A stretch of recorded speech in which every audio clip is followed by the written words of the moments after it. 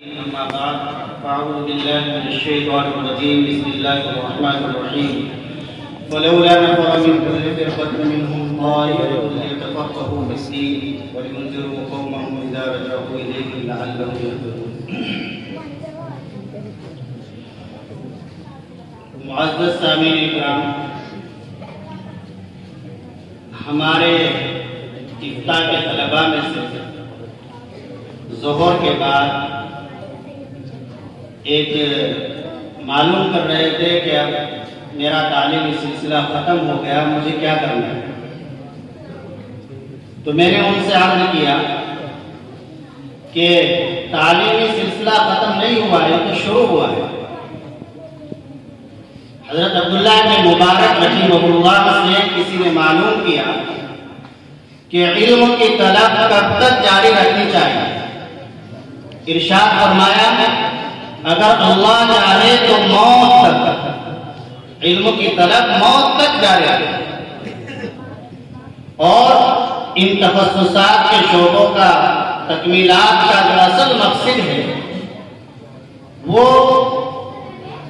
یہ ہے کہ جو کتابیں دورے تک ہماری نظر سے نہیں گزری ہے اور ہمارے سامنے نہیں آ سکی ہے، جن سے ہمیں ایک حجاب اور ڈر سا محسوس ہوتا ہے، ان کتابوں سے ہمارا حجاب ڈر ختم ہو جائے اور وہ کتابیں ہماری نظر سے گزر جائیں.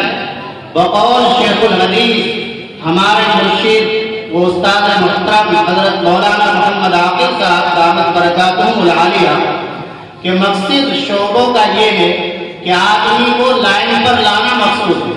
کوئی شعبہ تخصص کر رہا ہے، تخصص فی الحدیث، تو حدیث کی لائن پر آ جائے. تخصص فی الفقہ کر رہا ہے تو فقہ کی لائن پر آ جائے.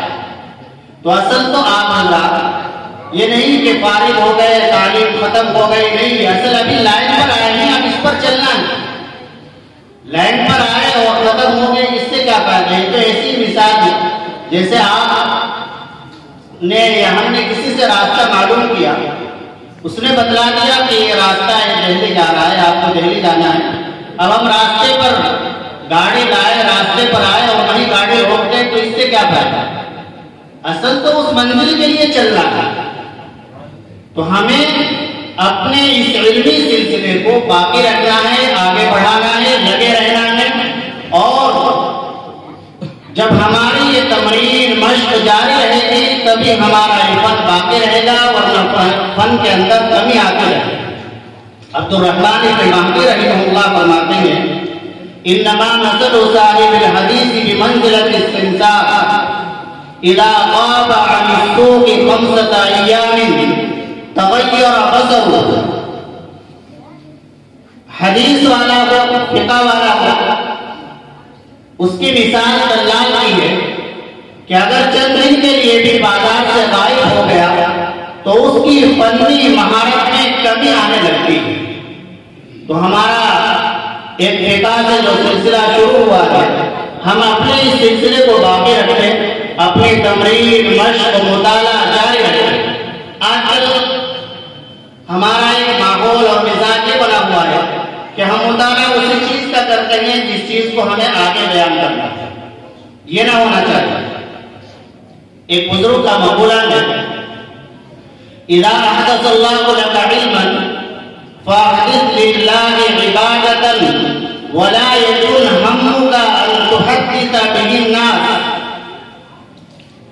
کہ جب اللہ تعالیٰ تمہیں کوئی نیا علم، نیا فن، نئی بات علم کی عطا فرمائے تو تم اللہ کے لیے نئی عبادت کرو، یعنی اللہ کا شکر ادا کرو. علم حاصل ہوا ہے، علم جیسے نعمت ملی ہے، مطالعے میں کوئی نئی بات ملی ہے، استاد محترم سے کوئی نئی بات سننے کا موقع ملا ہے، سننے میں آئی ہے، واعظ و مقرر سے کوئی نئی بات سنی ہے، تو اس پر اللہ کا شکر ادا کرو.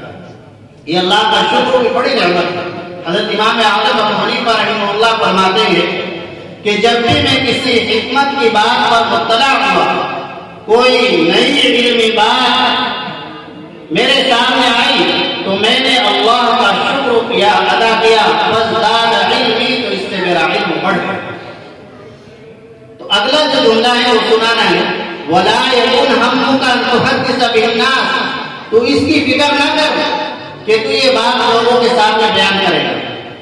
مطالعہ کر رہے ہیں، سن رہے ہیں، تو مطالعہ کرتے وقت یہ نیت یہ خیال لاؤ کہ میں اس کو آگے بیان کروں گا، نہیں، میں اپنے علم کے لیے، اپنے علم کو بڑھانے کے لیے، عمل کے لیے، اللہ سے اپنا تعلق مضبوط قائم کرنے کے لیے مطالعہ کر رہا ہوں، اور اپنی اصلاح کے لیے موقع ملے گا تو پھر آگے بھی بات کی جائے۔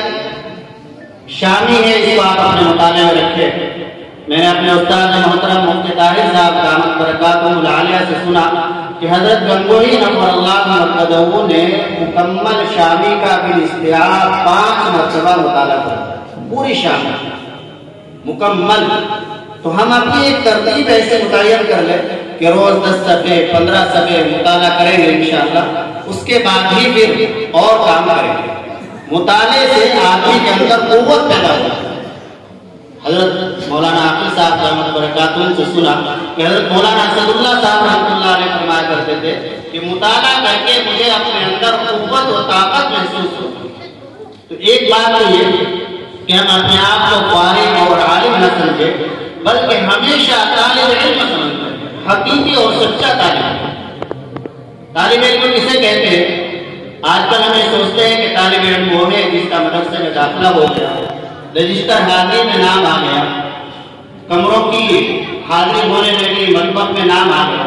حضرت مفتی شفیع صاحب رحمۃ اللہ علیہ فرماتے ہیں کہ حقیقی طالب علم وہ ہے جس کے دل و دماغ میں ہر وقت کوئی علمی مسئلہ چکر کاٹا ہے، کوئی علمی بات۔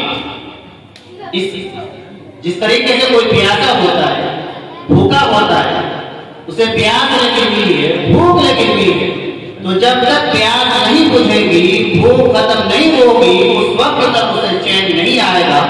تو اسی طریقے سے جب تک ہماری علم کی پیاس نہ بجھ جائے، جو مسئلہ ہم سے حل نہیں ہو رہا ہے، سمجھ میں نہیں آ رہا ہے، جب تک مطالعے سے کسی سے معلوم کر کے وہ مسئلہ ہمارا حل نہ ہو جائے، تو اس وقت تک ہمیں چین نہ، یہ طلب اور فکر ہونی چاہیے۔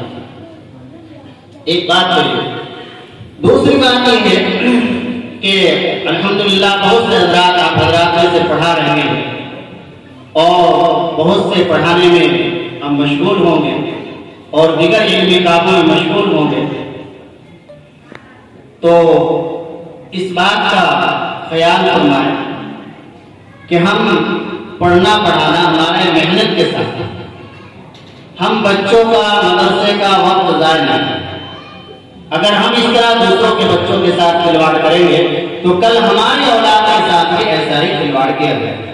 تو خوب محنت کے ساتھ سمجھ کر ہم بچوں کو پڑھائیں، جو بات سمجھ میں نہ آئے تو جو ہم سے زیادہ جاننے والے ہیں ان سے معلوم کرنے میں بالکل جھجک محسوس نہ کریں، اور خاص طور سے رجوع اللہ کا خیال رکھیں۔ ہمارے اس فن میں اور علوم میں رجوع اللہ کو کلیدی حیثیت حاصل ہے۔ رجوع اللہ کیا ہے؟ پڑھنے والے پڑھنے سے پہلے اللہ سے دعا کریں، یا اللہ جو کتاب پڑھنے جا رہا ہوں یہ میری سمجھ میں آ جائے اور مجھے یاد بھی ہو جائے، یاد بھی رہ جائے، اور مجھے اس پر عمل کی توفیق دے۔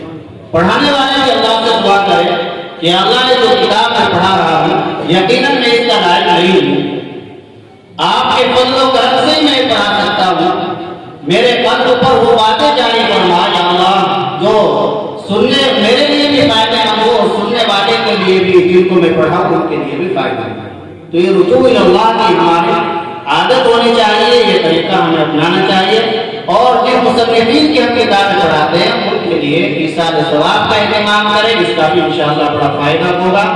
اور آپ نے جو فقہ کا ایک راستہ منتخب کیا ہے اور ایک راستہ آپ کو ملا ہے، تو اس راستے پر چلتے رہیں، یہی اس کو ختم نہ کریں۔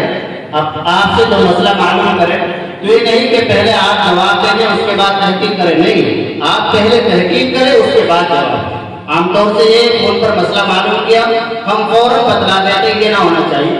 آپ کہتے ہیں بھائی میں بعد میں بتلاؤں گا، تحقیق کرنے کے بعد اس سے آپ کے علموں کے اندر پختگی اور مضبوطی آئے گی۔ اللہ تعالیٰ ہم سب کو علم نافع عطا فرمائے۔ اور جو پڑھائے اللہ پڑھایا ہے اللہ تعالیٰ اس کو اپنی بارگاہ میں قبول فرمائے.